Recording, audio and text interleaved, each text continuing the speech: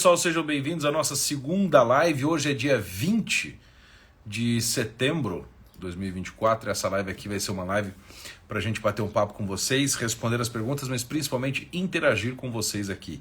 Muito boa tarde a Marisa, acho que é a Marisa Barbosa entrou aqui. Jojo Guti, é isso? Buenas! Porra, tem uns nicknames aqui que não dá nem pra gente ler, né? Guilherme Osés Oliveira, Pablo, boa tarde, meu amigo, tudo bem? Como é que você tá? Heloísa Mineira, Suelen Batista, sejam todos muito bem-vindos aqui à nossa live. E o intuito aqui é bater um papo com vocês e trazer vocês para a live, ou seja, botar vocês aqui ao vivo comigo, para a gente poder conversar sobre Bíblia, fé católica, fé protestante, e bater um papo também sobre a nossa nova formação aí, respostas bíblicas às objeções protestantes. Matheus Oliveira, advogado, boa tarde. Matheus Melo, boa tarde também. É Flávio Cunha, beleza, Flávio. Gustavo Abreu, meu grande parceiro aí. Flávio Rubenstein, boa tarde. Quero saber quem está afim de entrar, faça a sua solicitação aqui embaixo. Quem está afim de entrar aqui conosco? O Caleb entrou também, Augusto, Eliel. Sem som? Vocês estão sem som? O negócio é o seguinte, é para entrar para conversar. Boa tarde, Yuri. É para a gente conversar sobre Bíblia, fé católica e protestante e também para a gente conversar também sobre a nova formação. Davi falou que está normal aí, maravilha. Quem está afim de entrar, vamos ver se tem alguma solicitação. Por enquanto não tem nenhuma solicitação de pessoal que quer entrar bater um papo. Vocês poderem participar aqui da live comigo. Quem está afim de entrar para a gente conversar sobre Bíblia.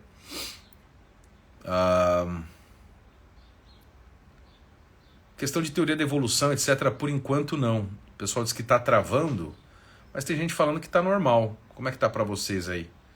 Aqui para mim aparentemente está normal. O sinal da internet está boa. O Tico Fava falou que está normal. Deixa eu ver o que mais aqui. Perfeito. É isso aí. Talvez seja a internet de vocês. Aqui o Starlink está funcionando normal, tá? Tá normal. Maravilha. Eu vou esperar vocês aqui. Quem tiver afim de entrar. Eu vou ficar aqui, tomando um chazinho. Esperando a solicitação de vocês para a gente conversar sobre Bíblia. Quem quiser entrar comigo aqui ao vivo agora. Dá umas travadinhas, mas às vezes. Solicitação do Flávio. Vamos botar o Flávio aí.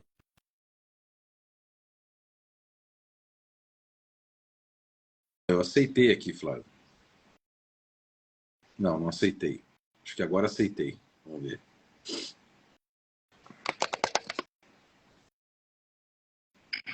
Bernardo, tudo bem? E aí, Flávio? Boa tarde, pessoal. Tudo bem? Bom, Boa tarde, Flávio. Boa tarde. Tudo bom? Bernardo, eu mandei ainda há pouco aí a questão da teoria da evolução. Um amigo meu protestante, ele crê veementemente que o homem veio do Adão e Eva, né? Sim. E a gente fica naquela questão daquele conflito em como debater isso em relação à questão bíblica, né? Sim. Então é um ponto no curso lá, eu não sei se uma das aulas que a gente estaria participando trata especificamente do livro do Gênesis. Eu ia pedir, de repente, para você algumas dicas aí, algum comentário em relação a esse assunto, se possível. Tá, Flávio, é o seguinte, essa questão sobre evolução, ela é bem chatinha.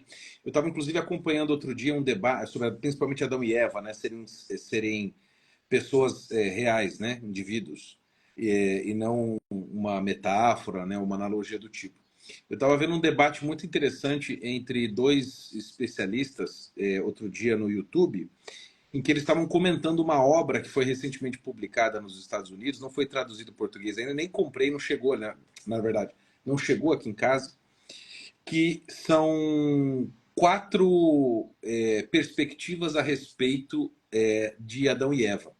Então vai desde perspectivas que dizem que, assim, que Adão e Eva sequer existiram, que eles são só figuras simbólicas, né, do início da humanidade, até pessoas do outro espectro, seria, vamos dizer assim, do outro extremo, entre aspas, né, que dizem que sim, eles existiram, foram indivíduos os primeiros e os únicos pais da raça humana, etc.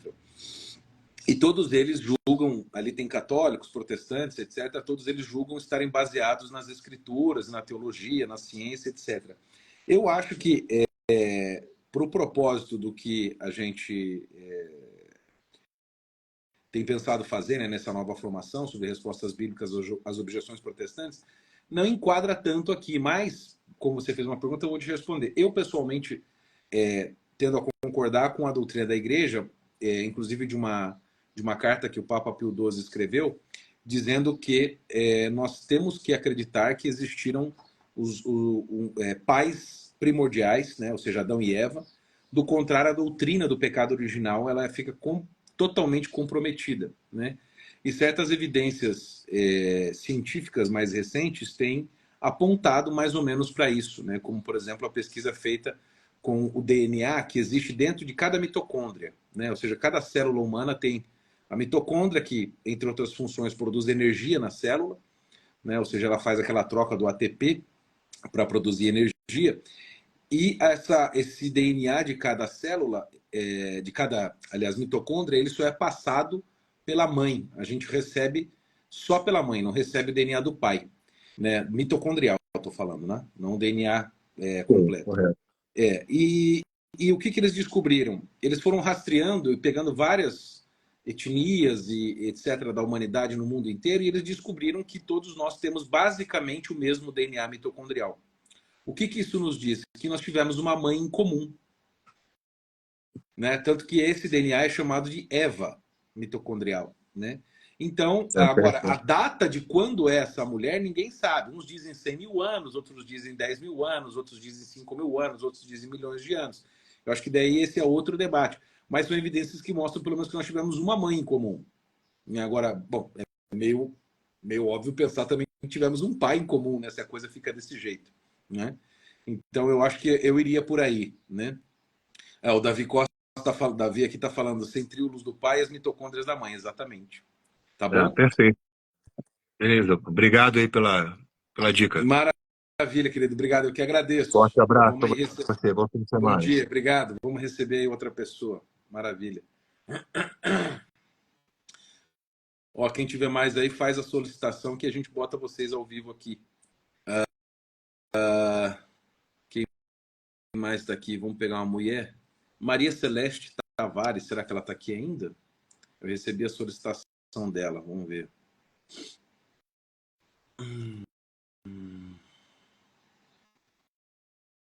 Não, acho que não.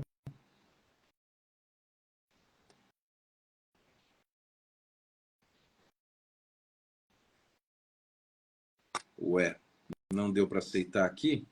Quem mais tiver a fim de falar, manda a solicitação aqui embaixo, eu boto vocês na live. Vamos ver, Variane Júnior, vamos ver aqui. Leda, vamos ver se a Leda aceita aqui. Eu aceitei o convite dela, vamos ver se pega. Aí, pegou. Sim. Oi, Leda, tudo bem? Oi, Bernardo. Prazer falar com Prazer, você ao vivo.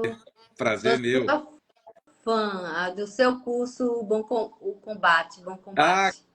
que bom, que bom, que bom. Feliz de estar aqui. Maravilha. Estou aqui Manda. no meu trabalho, mas eu vi aqui o e-mail avisando que ia ter a live ao vivo. Hoje eu consegui. Ah, que bom. Então, a gente está conversando sobre Bíblia, fé protestante, fé católica, etc. Sobre esse novo curso que eu estou lançando de resposta bíblica à objeção protestante. E aí eu estou querendo as pessoas fazerem perguntas, ou seja, se tem dificuldade ou não de conversar com um protestante, qual que é o maior problema que vocês enfrentam.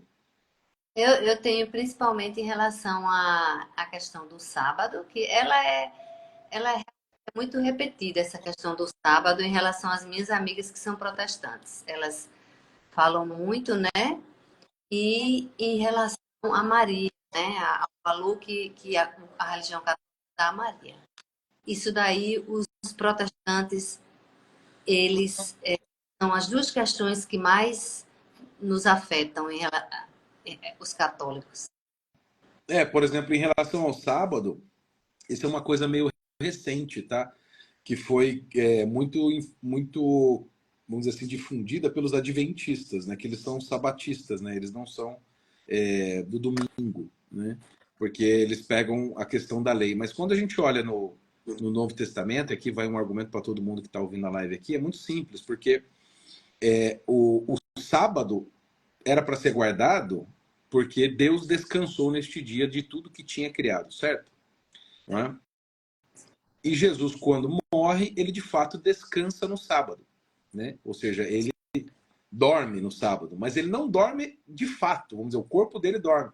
Mas a alma de Cristo, obviamente unida à sua divindade, desce à mansão dos mortos. Ou seja, Cristo trabalha no sábado, libertando as almas da mansão dos mortos. Isso é uma doutrina comum a protestantes e católicos, né? Então ele sobe e no domingo ele inicia a nova criação, né? Eis que renovo, faço novas todas as coisas. Então, os primeiros cristãos já entenderam que o domingo era o novo dia do Senhor, porque era um dia em que começa a nova criação. Ou seja, é diferente do sábado. O sábado antes era para guardar para o Senhor, agora é o domingo, porque é o domingo que começa a nova vida com Jesus. Então, quando você vai ver no livro de Atos, por exemplo, o tempo inteiro você vai ver o Lucas, que escreveu, né, falando, no dia do Senhor, ou no primeiro dia da semana, eles se reuniam para partir o pão, para coletar as ofertas. No primeiro dia, no domingo. No própria Bíblia está escrito que eles só se reuniam, de modo principal, no domingo, no dia do Senhor. Entende? Então, e você vai ver a vida de Jesus inteira é ele mexendo com o sábado, fazendo boas obras no sábado, falando que no sábado, o sábado não foi feito, o homem não foi feito para o sábado, mas o sábado foi feito para o homem. Verdade. E que o Filho do Homem é Senhor sobre o sábado. Ele diz isto. Então Deus que criou, deu o sábado para o homem, mudou para o domingo. Mudou. A criação é dele, o mundo é dele, a aliança é nova, portanto o dia é diferente. Né? Essa é a primeira coisa. Nova ressurreição, que é o mais importante, passou a ser o domingo. Exato, exatamente, exatamente. E ele diz, né, o meu pai sempre trabalha e eu também trabalho, dando a entender que Deus trabalha também no sábado, né? Deus não descansa. E em relação a Maria, obviamente a coisa é mais complicada, porque a doutrina, vamos dizer assim, a Mariologia católica, né, ela vai ter que orbitar mais ou menos entre 5 pontos, né? Entre os 4 dogmas de Maria, né? O primeiro é Mãe de Deus, depois ela sempre virgem, depois Imaculada Conceição e Assunção, né? Vamos dizer, na ordem que eles foram feitos, né? A maternidade divina é uma coisa que sempre existiu, tanto nos pais da igreja como na própria Bíblia, tá? Eu vou dar só esse argumento para você, porque é muito fácil de guardar. Quando você vê Nossa Senhora, quando ela vai visitar a Santa Isabel, a prima dela, lá no Evangelho de Lucas, ela diz assim, nossa, que coisa maravilhosa, quem sou eu para que venha me visitar a mãe do meu Senhor? E Senhor é sempre uma palavra para se referir a Deus, ou seja, Isabel chama Maria de mãe do Senhor. É o mesmo, é um sinônimo de mãe de Deus. Mas escuta, se Maria não é mãe de Deus, Jesus não é Deus. É óbvio, ninguém está falando aqui que Maria pariu a Trindade. Isso é uma coisa idiota, nenhum católico acredita nisso. Mas ela é a doadora da humanidade de Jesus, certo? Ou seja, a carne de Jesus, o sangue de Jesus, a parte humana de Jesus, veio toda de Maria. Senão Jesus não seria homem, correto? Senão ele não herdaria o sangue de Davi, da linhagem de Davi. Então o corpo, tudo que é humano em Jesus, o sangue, o corpo, é todo de Maria. A alma e a divindade, né, são, obviamente, de Deus. Deus dá a alma humana para Jesus e a divindade sempre foi de Deus. Né? Corpo, sangue, alma e divindade. Mas o corpo e o sangue, vamos dizer, metade de Jesus é dado por Maria. Isso. E a divindade de Jesus e a sua humanidade são tão unidas que você não pode distinguir uma das coisas. Então, quando Jesus diz assim, eu tô com fome, né, no deserto, tenho fome. Quem que está dizendo isso? É Deus ou é o homem? Não, é um só, porque Jesus é humano e divino. Então, se você separa as duas naturezas em duas pessoas, né, tem a pessoa divina com a natureza humana, a pessoa divina com a natureza divina, a pessoa divina, a pessoa humana com a natureza humana, você está criando duas pessoas diferentes. Mas Jesus é uma pessoa com duas naturezas. Essa é a doutrina de sempre. Qualquer protestante acredita nisso. A pergunta é, o que encarnou no ventre de Maria? Não era Deus feito homem? Pronto! Entendeu? Então, assim, é mãe de Deus, não tem conversa. E o terceiro concílio da igreja, o concílio de Éfeso, definiu isso. Mas ele define Maria como mãe de Deus porque Jesus é Deus. Maria ser mãe de Deus é uma consequência da divindade de Jesus. Isso é indiscutível. Você tinha que parar, os protestantes tinham que parar de encher o saco por causa disso. Porque é uma coisa ilógica, senão você vai cair nesse erro que eu disse de separar as pessoas de Jesus, né? Criar duas pessoas, né? É simplesmente uma insanidade, né? O Davi falando das mitocôndrias de Jesus, né? Foram dadas por Maria, muito bom. Exatamente. Ajudou, Leda? Sim, muito. Ajudou muito.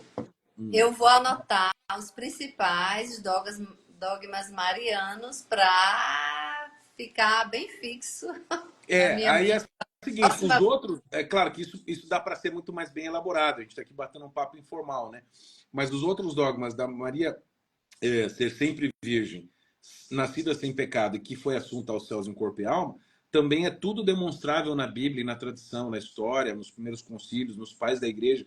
E é isso que eu faço nesse novo curso que eu lancei na quarta-feira à noite, né? O Respostas Bíblicas às Objeções Protestantes. Então eu estou aqui te ajudando a responder, mas também fazendo esse convite para todos que entrem e participem, porque o curso está baratinho, é 197, né? E você tem um ano de acesso, né? Fora os bônus, material escrito, tudo. E lá tem todos esses dogmas marianos, né? Fora todas as outras objeções protestantes principais, né? Para você, por exemplo, que fica enfrentando problema com as amigas, que fica perguntando, fala, bom, vamos abrir a Bíblia aqui, deixa eu mostrar para vocês me deixam mostrar, né?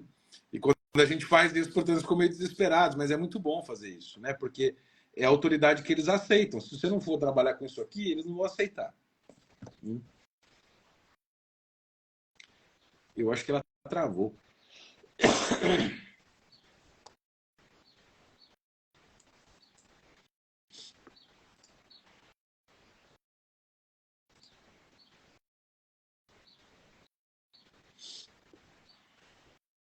Travou, será? Ela caiu aqui. Vamos ver um outro aqui. Vamos ver um homem. Agora vamos ficar oscilando entre o homem e a mulher aqui.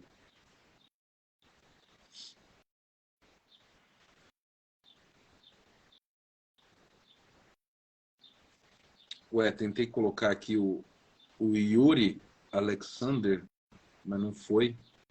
Acho que ela caiu. Caiu mesmo. Aqui para mim caiu também.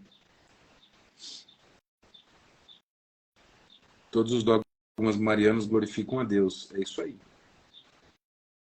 O Insta está travando em vários momentos. Tem que atualizar a página. Eu estou tentando aceitar algumas pessoas aqui, mas não... Vamos ver aqui. Tentar aceitar outro.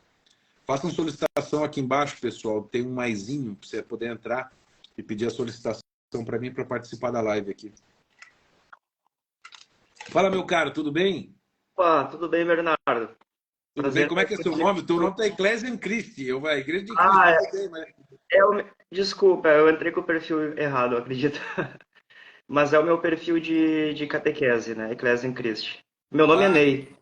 muito Ney. bom, prazer, querido. Sou teu aluno também no curso Bom Combate. E, e eu queria que tu me desse, Bernardo, talvez uma luz sobre a comunhão dos santos, né? Uhum. Muitos protestantes, eles abordam sobre isso, né? Sobre os santos, de um modo geral. E eu sempre sigo uma linha assim, vejo que eles têm um problema talvez cristológico, né, de não entender a igreja militante, a igreja padecente e a igreja triunfante, né? Se nós aqui, pecadores, Deus ouve nossas orações, quem dirá dos santos que estão contemplando ele face a face? E todos nós fizemos parte da mesma igreja, né? Mas eu queria ver se contigo se tem alguma outra linha que a gente possa abordar com eles nesse sentido. Então, o problema todo da comunhão dos santos, né, ou seja, da capacidade dos santos de interceder por nós, parte de um erro cristológico, como você disse. Ou seja, qual que é a natureza de Cristo? Né? Ou seja, a natureza de Cristo ele é o cabeça do corpo. Né? Então, pensa, a cabeça é aquilo que está mais alto, que comanda. Ou seja, vamos pensar, Cristo no céu, né, junto com os outros santos. Né? Mas existe o resto do corpo, existe a parte que sofre no purgatório, essa é outra questão que depois é possível conversar, mas ninguém nega aqui, nenhum protestante nega que tem igreja no céu e igreja na terra. Isso nenhum protestante pode negar, né? Porque só pode ir para o céu quem faz parte do corpo de Cristo. Quando ele chega lá, não é que ele vai se desfazer do corpo de Cristo, não é? Então, você que morre em amizade com Cristo no corpo de Cristo aqui na terra, você estará também lá, né? Participante desse corpo mediante o Espírito Santo. Então, essa é a primeira coisa, ou seja, estabelecer que tanto lá quanto cá estão participantes do mesmo corpo. A pergunta, o que incomoda muitas vezes os protestantes, não há comunicação entre os vivos e os mortos. Geralmente, esse é o ponto que pega. Né? Porque eles dizem, eles pegam aquele texto de Eclesiastes lá, os mortos nada sabem, nem se lembram, etc. e tal. Mas ali, o que ele está se referindo eram as pessoas que morriam antes de Cristo e que iam, obviamente, para a mansão dos mortos. Que não tem o que fazer mesmo. Mas Jesus, no sábado, ele desceu à mansão dos mortos, resgatou aquelas almas, né, dos justos e as levou para o céu. Né? Isso está lá em Pedro, está na tradição da igreja, enfim, são uma coisa aceita por todos nós, né, em comum. Isso. O que é lindo a gente ensinar é o seguinte: as pessoas, quando morrem em Cristo, em amizade com Deus, e vamos imaginar que vão direto para o céu, tá? Esquecendo aqui por um momento purgatório. Elas, com Deus, Deus é a vida em si mesmo, elas não podem estar mortas ali. Né? Isso diz, Deus não é Deus dos mortos, mas Deus dos vivos, né? Exatamente, eu ia citar Lucas 20, 37, 38 ali, que os saduceus, justamente, né, não acreditavam na ressurreição, ou seja, não acreditavam na possibilidade das pessoas voltarem, né? E Jesus combate justamente essa ideia. Ele diz, olha, Deus fala no Antigo Testamento, né? Ele diz, eu sou o Deus de Abraão, de Isaac e de Jacó, muito depois dos três morrerem. Então, quando Deus fala isso, ele está falando no presente. Eu sou o Deus destas pessoas. E aí Jesus interpreta dizendo, olha, Deus não é Deus de mortos, mas sim de vivos. E aí ele põe uma vírgula, porque para ele todos vivem. Olha só. Obviamente os santos, né? Ou seja, todos os santos para Deus estão vivos. Agora a pergunta, o cara que tinha caridade, né, que tinha amor pelas pessoas, amor por Deus, etc., aqui na Terra, quando ele chega lá com Deus, o que vai acontecer com a caridade dele? Vai diminuir ou vai aumentar? Vai aumentar. Aumentar.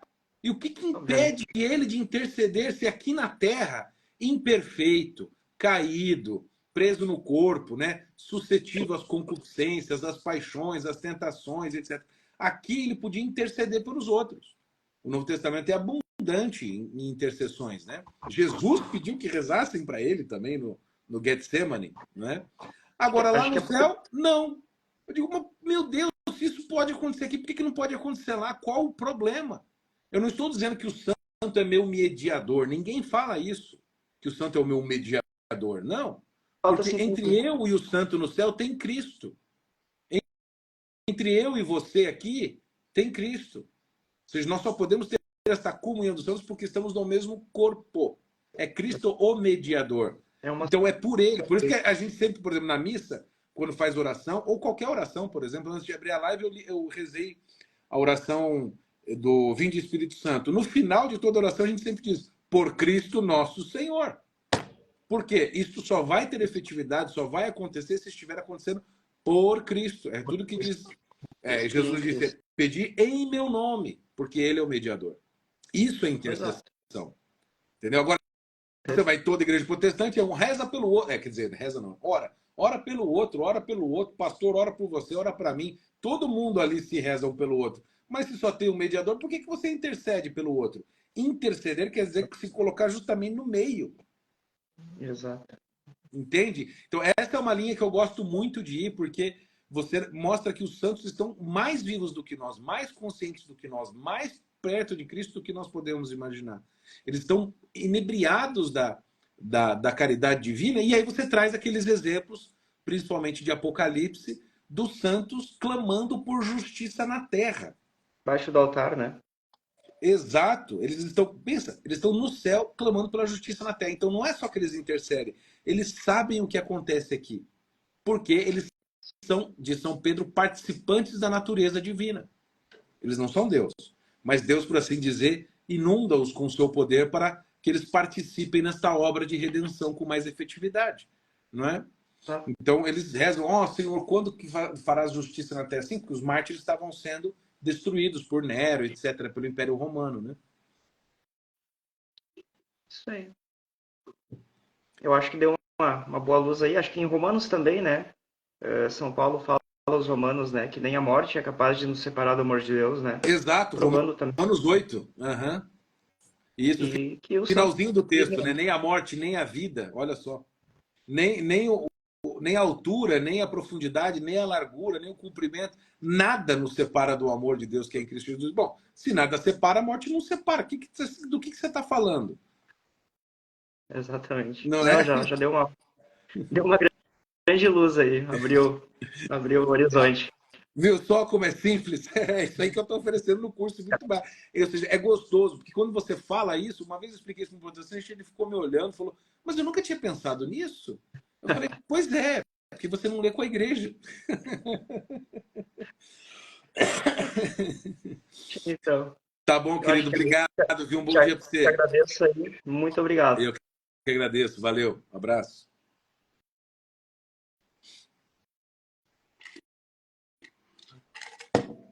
Ué, não tá saindo aqui? Aê, maravilha, vamos ver outra pessoa aqui? Vamos ver quem mais solicitou a entrada aqui. Pessoal, solicita a entrada aí, vamos ver agora. Vamos ver se o Robinho aceita. É Robinho? É Robinho. Robinho. Opa, aí, aceitou. Ih, acho que o celular dele tá virado pro chão. Ah, Isso, agora foi. aê! Fala, Robinho. Olá, Bernardo, tudo bom? Salve Maria Santíssima. Tudo bem, salve Maria. Mineiro? Isso. E tô na zona rural aqui, de repente a internet cai, não sei. Oxalá que dê tudo Só certo. pelo. Sobre. Ô, Bernardo, essa vozinha. Eu falei, é mineiro, não tem o que fazer, né? Pois é, E é um aí, diga lá, prazer. meu cara, tudo bom? Tudo bom? Eu tenho uma pergunta, veja bem. No Evangelho, segundo escreveu São Lucas, Jesus prega dizendo assim, depois. Acho que era no momento que São João Batista estava na prisão, né? Aí ele manda seus discípulos para perguntar se Cristo, se é o Cristo mesmo, ou devemos esperar outro. Aí Jesus faz Acho que é Mateus uns 11, comentários, né? Acho que é Mateus 11, não é? deve ter outros evangelhos que fala também, né? Mas em Lucas também eu sei que fala. Aham. Ah, aí Jesus faz vários comentários a respeito de João, né? Olha os milagres aqui, não sei o quê. Aí Jesus fala assim que dentre os nascidos de mulher, ele é o maior, né? Aí às vezes os protestantes falam isso pra gente, né, dizendo, ué, mas a Bíblia não fala que dos nascidos de mulher, né, João Batista, e muitas das vezes nós fala que é a Virgem Maria, né? Que a barra de Jesus, para nós católicos, é a Virgem Maria, né? Ah, tá. Quer dizer, tipo, se João Batista então é maior que Maria, porque Jesus falou que João Batista é o maior dos nascidos de E mulher, é isso? nós Tá, cremos que é a Virgem Maria, a barra de Jesus, né? sim, É a nossa rainha. claro. Agora, veja, se dos nascidos de mulher João Batista é o maior, ele está falando que João Batista é maior do que ele. Então, essa frase de Jesus já exclui uma pessoa que é ele próprio. É, é contraditório, né? Agora, segunda, quando Jesus diz nascidos de mulher, o que ele está querendo dizer? Nascidos pelas vias normais, naturais. Ou seja, todas aquelas pessoas que nasceram como todos os outros vêm ao mundo, dessas todas aí, a maior foi João Batista. Pergunta: A Virgem Maria foi diferente. Jesus nasceu de vias normais? Não, porque ele foi concebido miraculosamente no ventre de Maria. 2. Maria foi concebida normalmente? Não, porque ela é imaculada. Depois essa é outra questão. Agora, se Maria é imaculada, né, porque ela não poderia ter mácula, senão a carne que ela passa para Cristo também o teria, né, ela também não nasceu por vias normais. Ela foi concebida por vias naturais, até Lutero admitia isso, né? Lutero é um grande defensor da Imaculada Conceição, ou seja, ela nasce por vias naturais, ou seja, pela via sexual de Santana e São Joaquim, né? Porém, na hora da concepção, Deus a preserva do pecado, né? É como diz o Duns Scott, ele fala que Deus você pode preservar, você pode salvar alguém do perigo, do mal, de duas vias. Salvando depois que ela sofreu o perigo, né, o problema, ou preservando-a de cair. E Maria é o primeiro caso, ou seja, preservou-a em vistas dos méritos que Cristo teria. Não é porque Maria é maravilhosa e santa, Não, mas é porque Jesus aplica os seus próprios méritos na sua própria mãe, para que herdasse a carne dela sem pecado. Então, Maria também tem um nascimento diferente. Então, ela não é pelas vias normais, pelas vias naturais. Ou seja, Maria não é nascida de mulher no mesmo sentido que João Batista, Abraão, eu e você nascemos. Entende? Uhum. Ela foi preservada, né? Como ela foi Porque preservada do pecado original, o nascimento dela também é excepcional. é, Porque, veja, o justo só pode. diga. É o justo, né? O santo só pode vir dos santos, né? Vai falar, acho que em Jó, né? É, exato. É. O que é impuro não pode dar luz àquilo que é puro, né? Ou seja, uma água pura não pode dar luz, uma água pura não pode dar água amarga, né? Uma fonte de água pura não pode dar uma água amarga. E se você for pensar bem em Gênesis 3,15, quando Deus fala para serpente especificamente, ele diz: eu vou colocar inimizade entre você e a mulher. Isso é um negócio muito sério. Por quê? Significa que tem uma mulher que vai ser inimiga de Satanás. Agora, aqui são três figuras nessa história que Deus conta. Tem Satanás, tem a mulher e tem a serpente. Não, desculpa. Satanás, a mulher e a serpente, não. Satanás, a mulher e o descendente da mulher. São três personagens. Bom, o descendente da mulher é Jesus, que vai esmagar a serpente. A serpente é Satanás, com quem Deus está falando. E quem é a mulher que vai dar a descendência? Obviamente é Maria. Então, há três personagens aqui do anúncio do evangelho que viria. Então, uma inimizade entre ti e a mulher significa que a mulher queria dar à luz a descendência que iria esmagar a cabeça de Satanás, teria uma inimizade com a serpente. Se Maria nasceu com o pecado original, ela está debaixo do reino de Satanás. E não tem inimizade entre eles. Porque quem diz assim, que quem nasce em pecado original, nasce, como diz São Paulo aos Romanos, sob a ira de Deus. E sob o poder do maligno. Agora, você acha que Deus iria herdar a carne de alguém com o poder debaixo, com alguém que está debaixo do poder de Satanás? É um negócio simplesmente insano. A inimizade entre a mulher e a serpente, quer dizer, elas são antagônicas entre si. Não porque Maria tem ontologicamente méritos próprios, mas por causa dos méritos de Cristo ela foi preservada. Entende? Então, a inimizade total entre a mulher e a serpente é que ela não teve participação no reino, nas ações, nos princípios, etc., de Satanás. É por isso que o texto de Lucas diz cheia de graça, repleta, ou seja, não tem nada nela que não tenha graça. Não tem pecado. É isso que é imaculado, meu Deus do céu. Você tem problema com a palavra imaculado, use o termo cheia de graça. Eu não ligo. O que importa é o fato. Né? Perfeito. Obrigado. Nada, querido. Prazer. Deus abençoe. Tudo de bom. Amém. É nóis. Vamos pôr mais um aí. Tem mais gente pedindo aí para entrar? Vocês já estão tretando aqui já nos comentários? Poxa.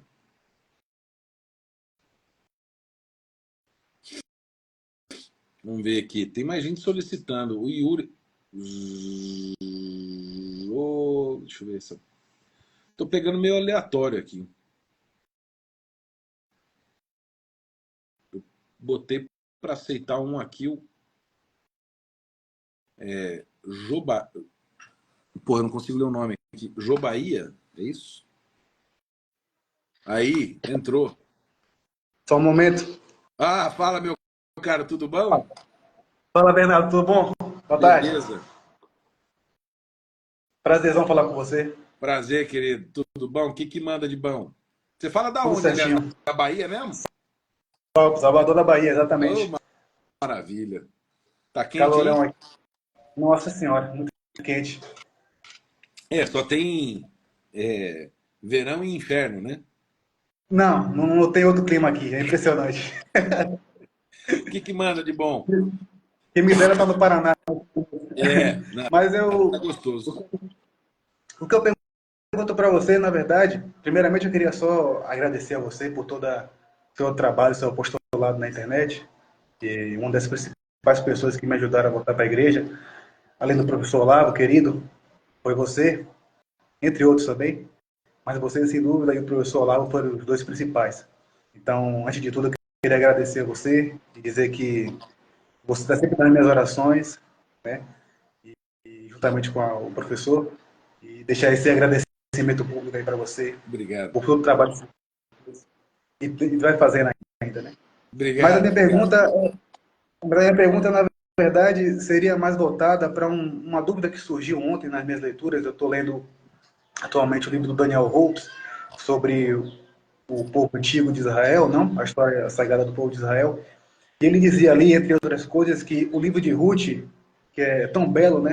Tão singelo e ao mesmo tempo tão belo, não seria necessariamente um livro, eu posso dizer, real, no sentido de que aqueles personagens realmente existiram. Há dúvidas entre os estudiosos, entre os exegetas, acerca da fidedignidade do texto, se foram personagens reais ou se foram criações literárias do povo judeu pós o cativeiro da Babilônia, né, que eles passaram ali com Nabucodonosor. E eu queria saber da sua interpretação, da sua análise acerca disso. Se realmente aqueles personagens foram reais, o que a igreja ensina sobre essa história, que é mais uma interpretação mais simbólica, mais moral, alegórica, do que propriamente, digamos, real, no sentido dos personagens terem existido. Porque aqueles personagens ali, e a Ruth principalmente, tem um papel importante, porque ela é a avó do Jessé, né, que é a mãe do rei, o pai do rei Davi, e consequentemente tem a linhagem de Nosso Senhor Jesus Cristo, né, até chegar a Nosso Senhor Jesus Cristo. Então, como você interpreta esses personagens, esses livros do Antigo Testamento? Tá, veja, isso aí eu vou usar uma comparação. Outro dia alguém me perguntou do livro de Jó.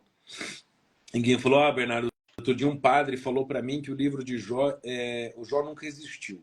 E agora, como é que fica a minha fé? Eu falei, olha, o livro de Jó, existe de fato um debate há muito tempo se ele é um livro inspirado ou não. E eu, pessoalmente, não tenho uma posição. Eu já achei que ele era um personagem histórico e já achei que não. Mas eu tendo, tá? Não estou dizendo que é para você acreditar, não, mas eu tendo a achar que não é um personagem histórico. E isso em nada depõe contra a verdade e a inspiração deste livro. Porque esse livro tem várias adições que foram feitas depois por outros escritores, como, por exemplo, o capítulo 28, que fala da sabedoria, ou mesmo aquele personagem misterioso que aparece no final, né, o Eliú, que é o quarto amigo de Jó, né? Tem os três amigos, o Beldade, o outro e tal, e de repente o Eliú chega lá no final, o quarto amigo, né? Que aparece do nada na história. Aquilo ali, inclusive pelo estilo da escrita e pelo que ele faz, dá a entender que é uma outra pessoa que pegou o livro depois e que complementou aquela história, porque o Eliú faz uma avaliação de todos os argumentos apresentados antes, né? E não tem, por assim dizer, uma grande interação dele com o Jó. Há várias razões. Então, mas por que isso não depõe? No caso de Jó, tá? Já vejo, eu falo o caso de Ruth. No caso de Jó, por que eu acho que não depõe contra? Porque você pode tranquilamente entender Jó, inclusive Jó não era judeu, isso aqui é o mais estranho da história, né? O Jó não era um judeu, ele provavelmente conhecia algumas tradições judaicas, mas ele certamente não era judeu. O texto deixa claro isso, inclusive. E você pode entendê-lo como uma grande parábola. Por exemplo, quando você pega as parábolas de Jesus lá do filho pródigo. O filho pródigo existiu? Não. Agora, ele existiu de fato?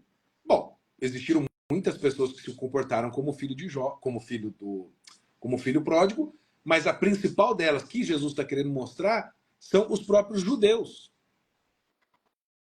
Certo? Ele está fazendo uma analogia ali com os gentios, os não judeus que estão voltando para casa, que iriam voltar por causa do evangelho, e dos judeus que estão em casa, nossa, reclamando porque tem gente vindo de fora.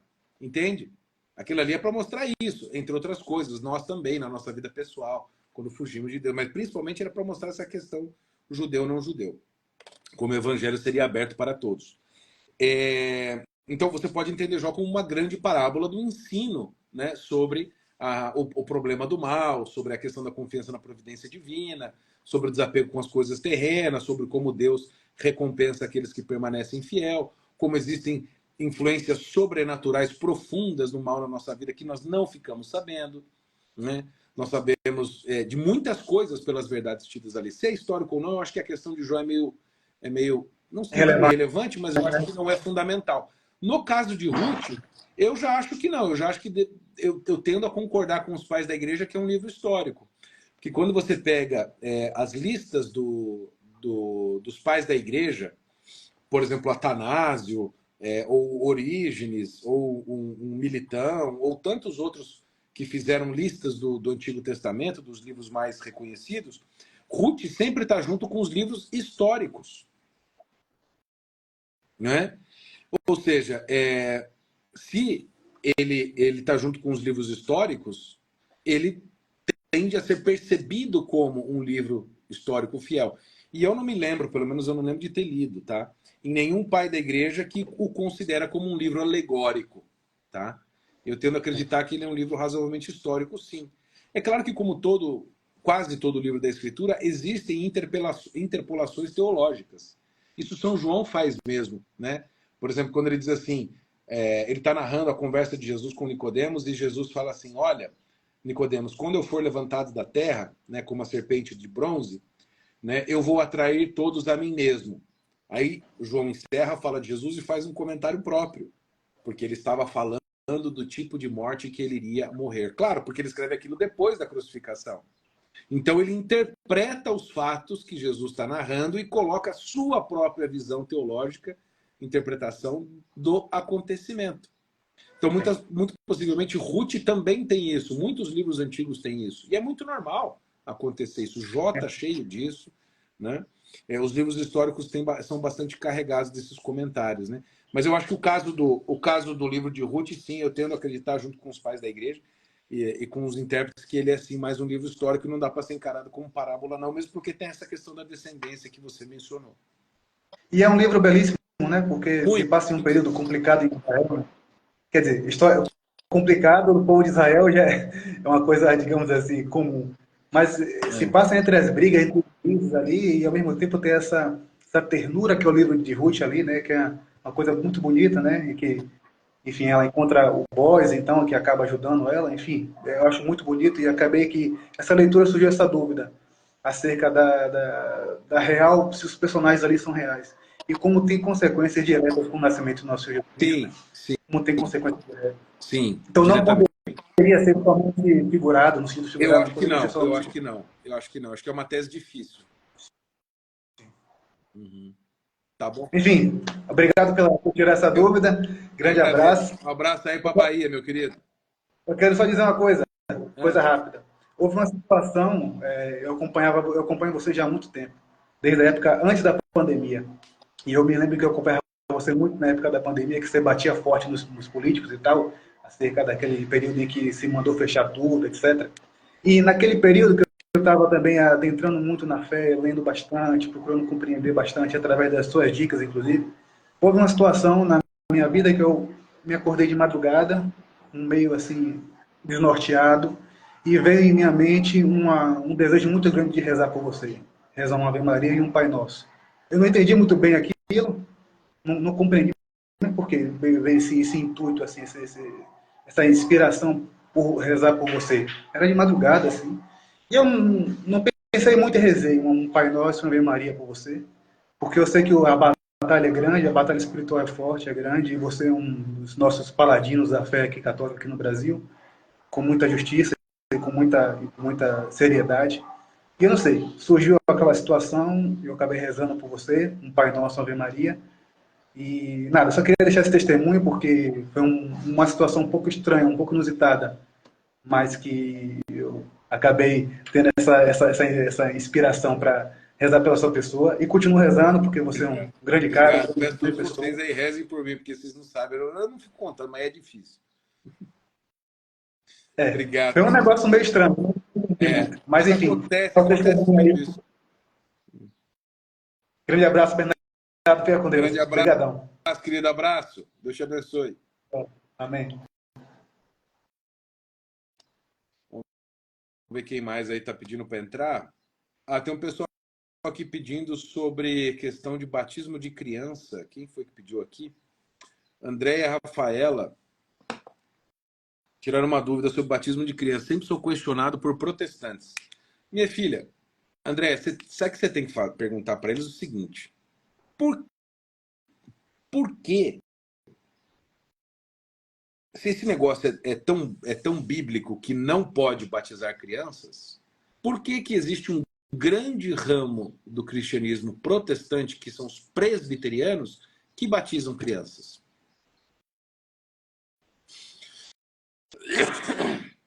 Por quê? Os presbiterianos batizam crianças, os católicos batizam crianças, os anglicanos batizam criança, os ortodoxos batizam crianças. Por que não se batiza criança?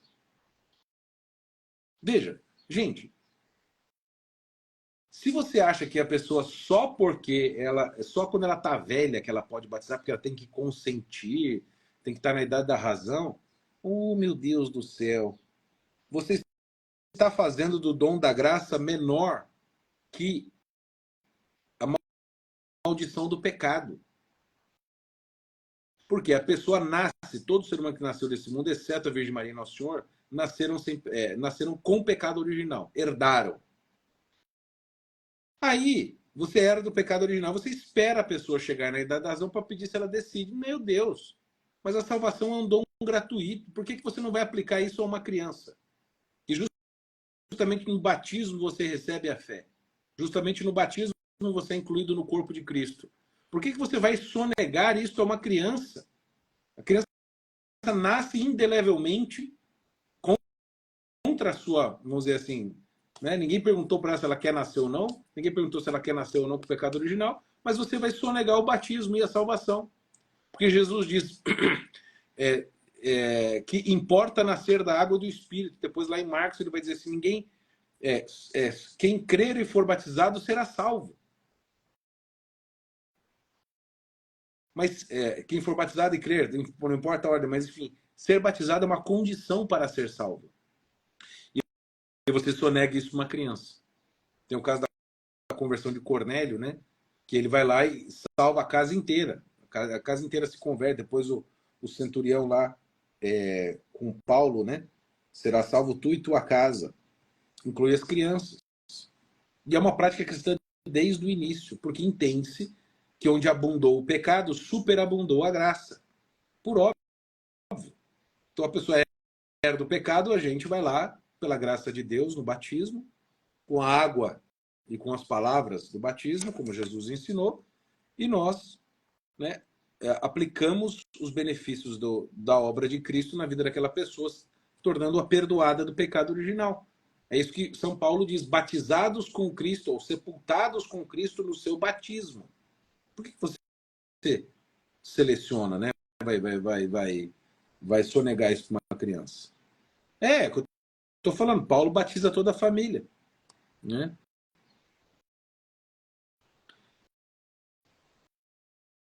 Se o Peter entrar ao vivo, a galera vai começar a girar a camisa na live. Ah, o Peter tá pedindo para entrar aqui? Cadê ele? Não tô vendo aqui. Ah, o Peter de Lara saiu? Poxa vida. Vamos ver mais um aqui. Diogo. Vamos botar mais uma aqui. Vamos botar mais uma última pessoa. Ver se aceita aqui. Opa, deu? Opa, tudo bom, meu caro? E aí, Daniel, tudo bem? Tudo bom? Como é que é seu nome? Meu nome é Diogo Fernando. Eu Fala, moro aqui Diogo. na Alemanha. Beleza? Mora onde? Na Alemanha. Ah, que maravilha! Alô, Viguete. Alles gut. Bei dir? Ah, sehr gut. Muito bom, meu querido. Seja bem-vindo aí. Obrigado.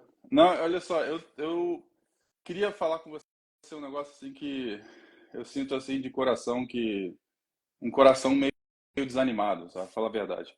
Porque, assim, desde as últimas eleições, né, a gente vê o que o Brasil está se tornando e eu fiquei mudo, calado e um pouco espantado com o que aconteceu, como é que essa pessoa entrou de novo no poder e sinceramente, meditei muito na Bíblia, meditei muito em toda a Bíblia, né?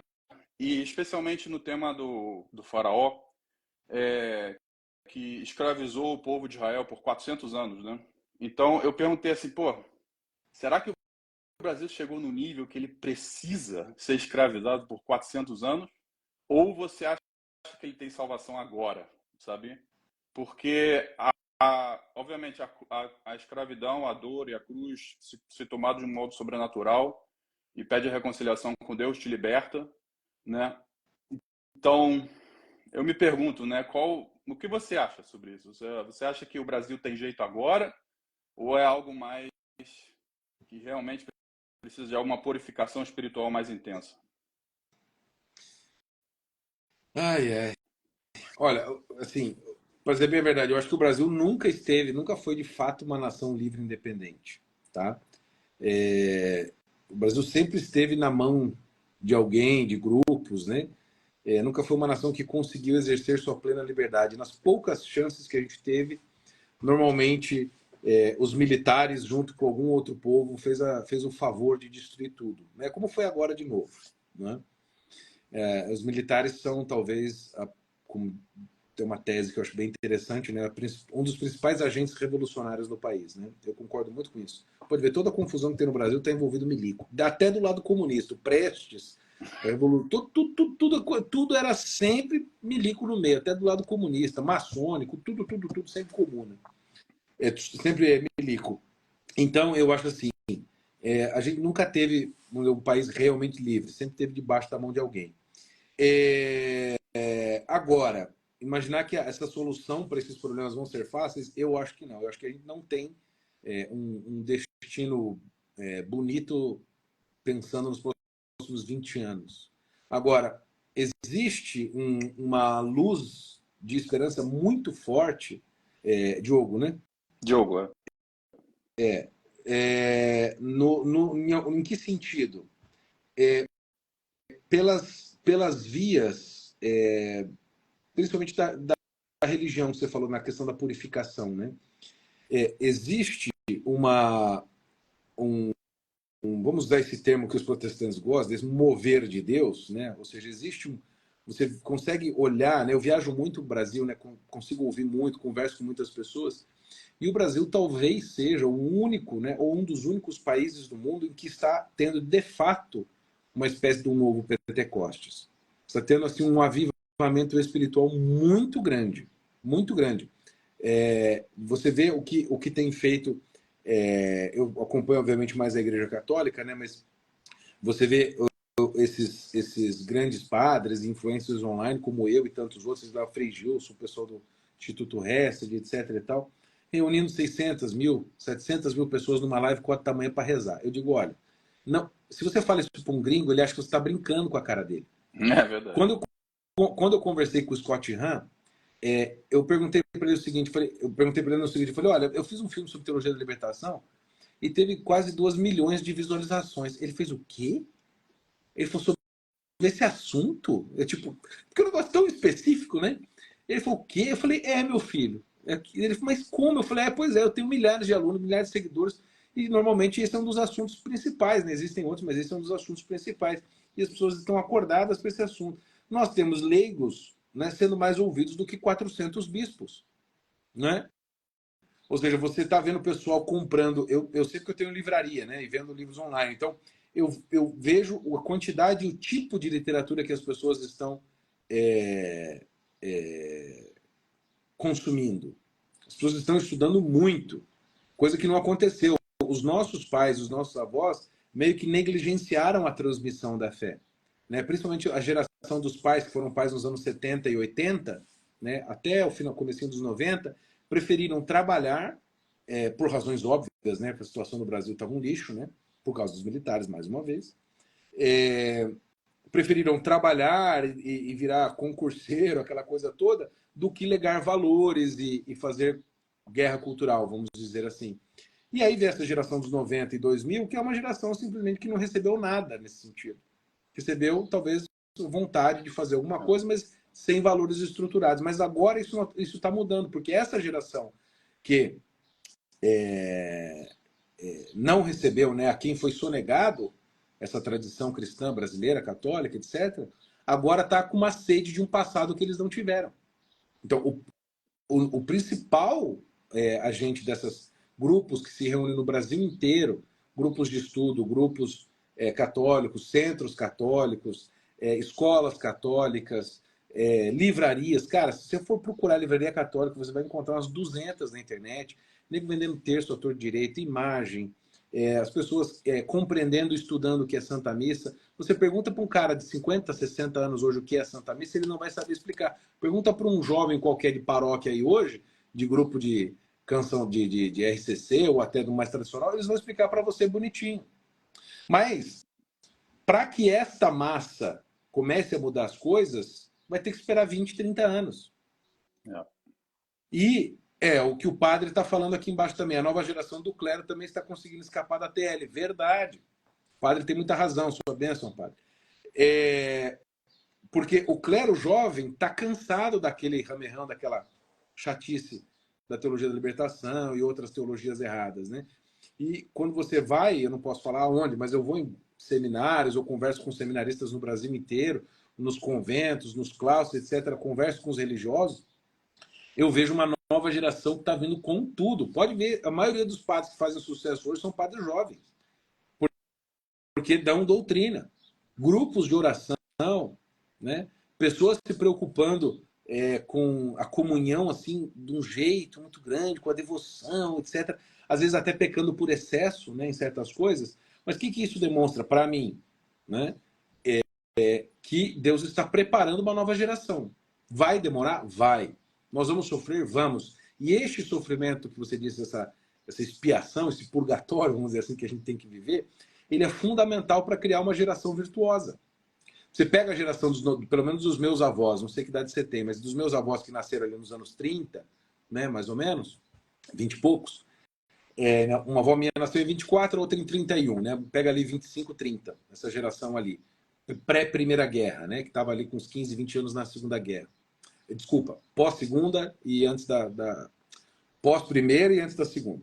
Essa geração sofreu muito, porque ela pegou a ditadura Vargas, pegou um monte de problema, mundo pós-guerra, né? Crise de 22, ela pegou um mundo que estava assim, sendo reconstruído. Eles participaram, foram um pé de boi.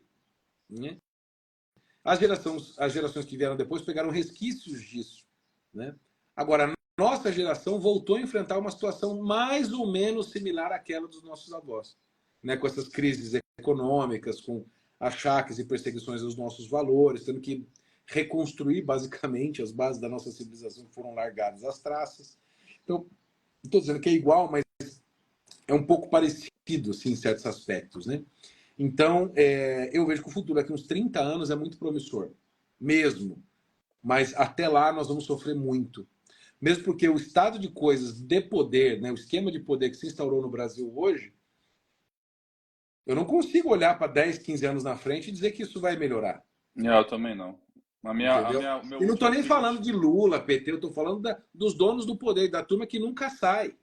Entendeu? O Lula pode sair e entra um filho da puta pior. Sai o Xandão, entra outro, maluco. O problema é esta ordem de coisas, entendeu? A minha esperança era que o presidente, né, ele fosse eleito, o presidente que eu votaria, né, obviamente, se o Bolsonaro fosse eleito, ele atrasaria, digamos assim, tudo até essa geração poder realmente assumir mesmo. Mas aí, agora então, mas tem uma coisa da providência. Quem sabe, se ele atrasasse, essa geração não ficaria tão boa, provada pelo sofrimento. O sofrimento é fundamental. Não existe, é cruz, né? Ninguém aprende obediência senão pelo sofrimento. Não tem. Você não constrói músculo sem sofrimento, você não aprende sem sofrimento. Seu filho não ganha educação se você não frustrar e não fizer seu filho sofrer. Seu bicho não aprende obediência se não sofrer. E na vida espiritual é assim, tudo é assim. Sem sofrimento não há crescimento. É impossível. Sim. Com certeza. Bom, então é isso. Obrigado. Eu que agradeço, Diogo. Obrigado. Força aí na Alemanha, que aí também não tá fácil, hein? Nem fala, cara. Nem fala que o negócio tá bom, eu sei, porque aí quando a internet tá pior que aqui, né? Aqui não, aqui. Mas, o Brasil tá muito melhor que aqui, com Eu certeza. sei, eu sei. Ô, Miguelzinho. Aí. Tá bom, Ó, querido, meu vai filho lá. aqui, ó. Ah lá, ó. Aí, ó. Tem que frustrar essa coisa linda aí pra ele virar alguém. Tá bom. Tá Valeu, bom, valeu. querido, abraço. Tchau, Tchau, tchau. tchau. Aí, ó. Aí, que querido. Maravilha, pessoal. Muito bom, né? Então você veja, essa conversa que a gente teve aí com essas 4, 5 pessoas foi muito boa para mostrar para vocês como não é tão difícil quanto parece a gente defender a fé católica perante as objeções protestantes. É claro que tudo pode ser um pouco mais bem elaborado e mais. Vou tirar um pouquinho um comentário aqui. Mais bem elaborado e mais complexo. Mas, normalmente, para as conversas que se levam com protestantes, você apenas mostrar que existe uma interpretação viável que não é a interpretação dele já é o bastante para você plantar uma semente, uma pulga atrás da orelha dele. Para que ele pense, opa, talvez o meu ponto não seja o único correto, eu preciso considerar outro. Talvez eu não seja tão esperto assim. Talvez exista uma coisa verdadeira e eu estou no erro. Você implanta a possibilidade de ser diferente. Né? Então, respostas bíblicas às objeções protestantes, essa minha nova formação, principalmente, a grande função é esta, é plantar a semente dentro do coração das pessoas. Porque em 99% das conversas que eu tive, aliás, 99% não, todas as conversas que eu tive com protestante, em nenhuma delas a pessoa se converte imediatamente. Em nenhuma delas o protestante vai dizer, ah, Bernardo, agora você, na minha frente, né? Ah, Bernardo, agora você tem razão. Então é verdade, eu vou aqui, vou dar na minha igreja, vou virar católico. Nunca é assim. O que acontece? Você conversa uma vez sobre um negócio um pouquinho, depois conversa 2, 3, 4, 5, 6. E aí o cara vai sozinho, vai estudando, vai rezando, conversa com uma outra pessoa. Quando você vê lá, você encontra ele 2 anos depois numa missa. É que a gente quer controlar o processo e não é assim. Não é assim. Né? Eu contei para vocês ontem o caso do pastor que eu falei há 2 anos atrás, né? E depois, 2 anos depois, ele veio me falar, olha, né, eu senti um cheiro que ele estava se convertendo, mandei uma mensagem para ele, falou, fulano, como é que tá aí, tudo bem? Eu vi que você está fazendo umas perguntas assim, assado, você está se convertendo? Depois daquela tua conversa comigo 2 anos antes, eu fiquei com uma pulga atrás da orelha, fui estudar e estou me convertendo. Aí, na quarta-feira, ele me mandou uma mensagem dizendo que está rezando o terço todo dia, pastor protestante. Mas eu tive uma conversa com ele 2 anos atrás, plantei a semente. E Deus regou e ele foi correspondendo com aqueles anseios dentro dele. E casos como esse existem milhares com os quais eu já dos quais eu já participei de alguma maneira na conversão, como vocês viram um jovem aqui na live também, poxa, não esqueci o nome dele, acho que Joel, né? Falando lá da Bahia, falando que eu participei na conversão dele. Você vê, falando as coisas aqui, ensinando vocês, e o cara vai lá e se converte. Não é? É uma coisa maravilhosa.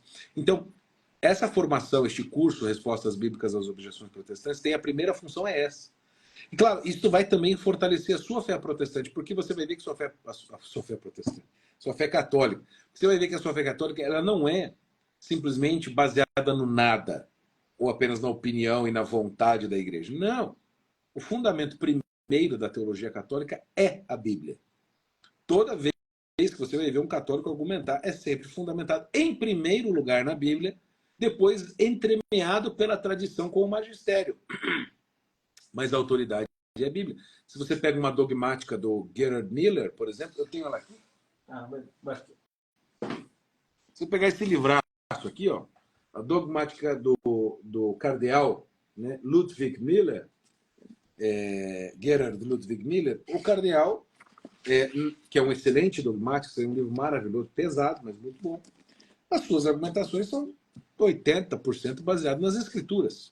Né? E muito bem baseadas, por sinal. Né? Então, a formação do Respostas Bíblicas às Objeções Protestantes abriu inscrição na quarta-feira. Né?